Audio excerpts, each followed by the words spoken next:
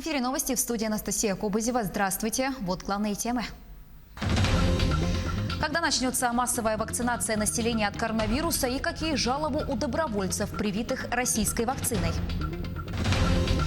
Соблюдают ли столичные торговые центры санитарные требования и как наказывают злостных нарушителей? Кто занимается восстановлением лесов после пожаров? Подробности в этом выпуске.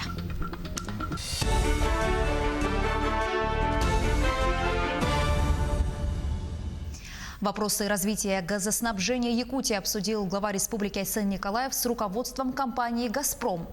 Открывая совещание, Айсен Николаев отметил, что в декабре прошлого года, когда состоялся запуск крупнейшего газопровода «Сила Сибири», началась реализация планов «Газпрома» по развитию газификации населенных пунктов Алданского, Ленского и Нерюнгринского районов. Также появилась возможность создания сотен рабочих мест в населенных пунктах, расположенных вдоль газопровода «Сила Сибири».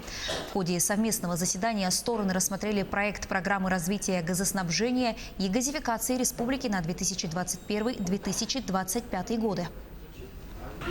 Безусловно, то соглашение, проект которого мы сегодня окончательно согласовали с рабочей группой «Газпрома» во главе с Виталием Анатольевичем Маркеловым, заместителем председателя правления, имеет для республики очень большое значение.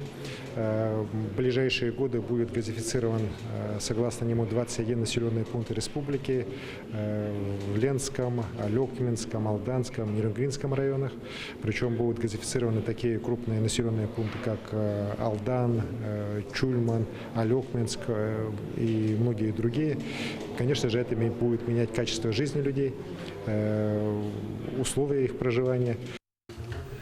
Принятая программа, по словам заместителя председателя правления ПАО «Газпром» Виталия Маркелова, даст старт формированию уже дальнейшей программы, рассчитанной на 2026-2030 годы.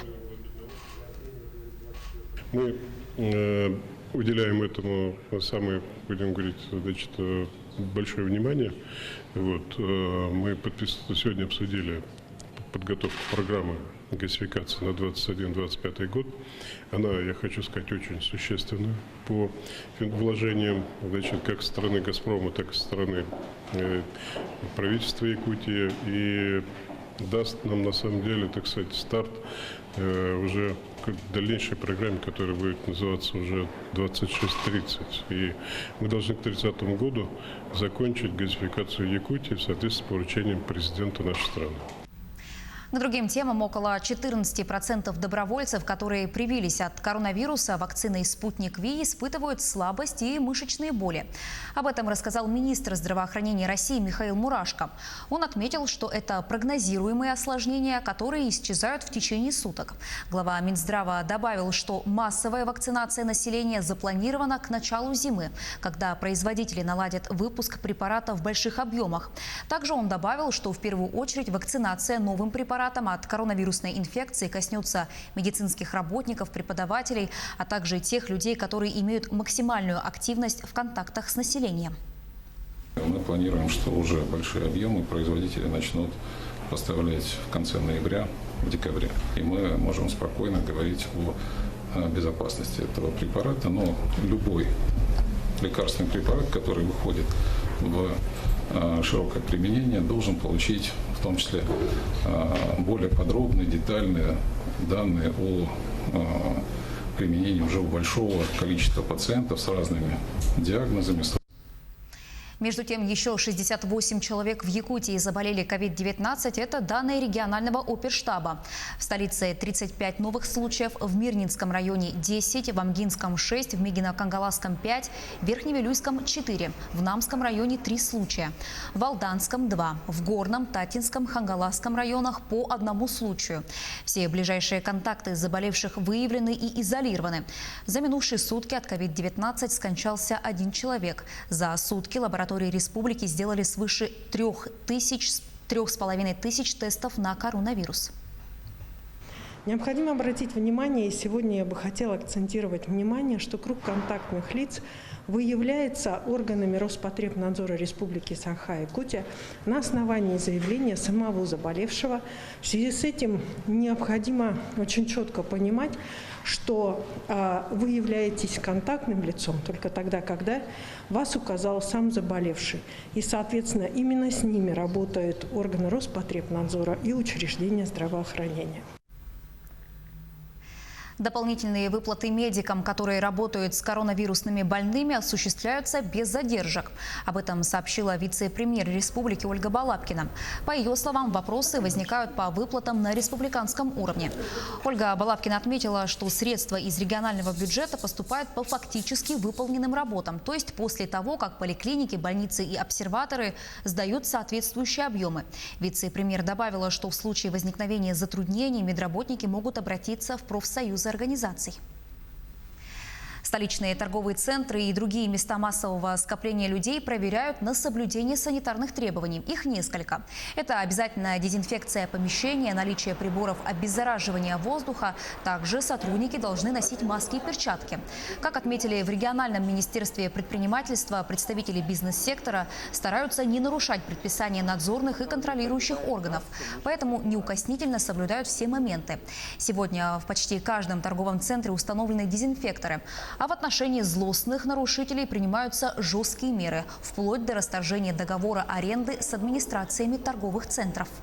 С начала открытия торговых центров мы провели довольно большую объемную работу для соблюдения всех требований Роспотребнадзора. Это введение строгого масочного режима, это разметки, соблюдение дистанции. У нас мы требуем у всех магазинов сейчас поставить везде антисептики для обработки рук клиентов.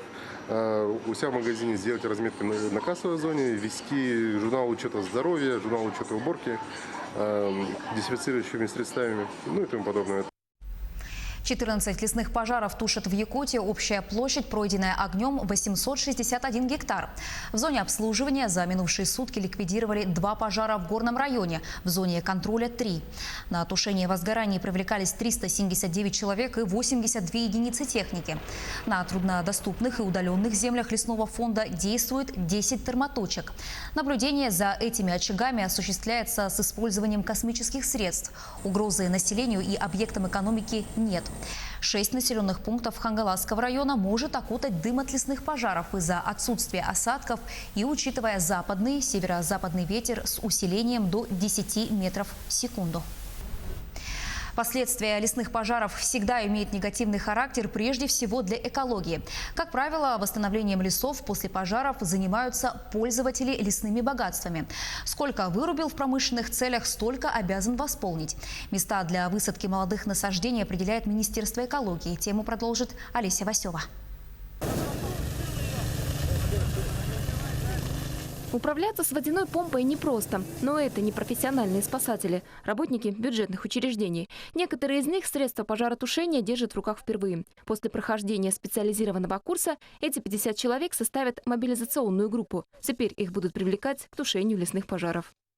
Не только изучаем оборудование, не только технику, не только умение работать, но и вопросы профилактики. Изучаем теоретический курс законодательной базы, что такое лесной пожар, опасность. Обучить людей, как тушить лесные пожары, планировали еще весной. Пандемия подвела. Навыки пригодятся в последующие годы. Лес в Якутии горит каждое лето. Республика прочно обосновалась в тройке самых горящих регионов страны, где статистика лесных пожаров год от года печальней. Ежегодно в России погибает около 5 миллионов гектар тайги. Из них 3 от пожаров. Катастрофическими для лесных массивов были 2018 и 2019 годы. Неутешительные прогнозы давали и на лето 2020 года. И опять горели. Ленскому району повезло больше остальных. По сравнению с предыдущими сезонами это было очень спокойно. Было всего 8 пожаров, и они все были некрупными. А по сравнению с 60 пожарами с прошлого года, ну и 40 прошлого, это хороший сезон. Так спокойно отработали, проблем не было. Восстановление лесов после пожаров федеральным законом 2019 года возложили на плечи пользователей лесными богатствами. В Якутии это все крупные предприятия, в том числе «Алроса». Компания использует леса для геологического изучения недр и разработки месторождений полезных ископаемых. Каждый раз после вырубки «Алроса» в течение года должна высадить новый лес на территории такого же размера. За этим строго следят специалисты компании. Место выбирает Министерство экологии. То есть они определяют ряд участков, погибших от лесных пожаров. А мы уже со своей стороны стараемся подобрать такой участок, чтобы был доступен нам. В 2020 году по Мердинскому району планируется выполнить работы по лесовосстановлению на площади 1500 гектар. В компании 585 гектар. Восстановление лесов – дело затратное. В бюджете компании этого года на каждый гектар заложены 50 тысяч рублей. Только результатов придется ждать долго. Чтобы на бывшем пожарище вновь выросла густая тайга, потребуется 100-120 лет. Олеся Васева, Олег Соснин, телеканал «Алмазный край». Госдума одобрила право Кабмина увеличить закупки алмазов в Гохран за счет федерального бюджета. Эта поправка связана с необходимостью исполнить поручение президента по обращению главы Якутии Айсена Николаева. Ранее он сообщал, что со снижением продаж «Алроса» из-за пандемии коронавируса бюджет республики по итогам 2020 года может недополучить от 10 до 20 миллиардов рублей. По мнению Николаева, «Алроса» нужна поддержка в условиях спада на мировом алмазном рынке и тяжелой ситуации в мировой экономике в целом на фоне пандемии. Отмечается, что компания может начать продажи алмазов в Гохран в конце этого года, первой половине 2021 года в случае одобрения со стороны правительства России. Проект «Эко-Квантум» жителей села Маралай Чарапчинского района стал победителем 4-го всероссийского конкурса проектов по инициативному бюджетированию. Проект уже реализован в селе. Благодаря поддержке местного населения теперь здесь, на базе детского сада Чоранчик, работает Центр по инновационным технологиям для изучения в игровой форме таких предметов, как физика и химия. Конкурс проводится при поддержке Минфина России и призван распространить лучшие проекты инициативного бюджетирования в стране. Проекты самые разные. Среди них благоустройство территории, ремонт дорог, строительство детских и спортивных площадок. В этом году на поддержку проектов из бюджета республики выделено 500 миллиона рублей. Победители в региональном этапе могут подать заявки на всероссийский конкурс по инициативному бюджетированию.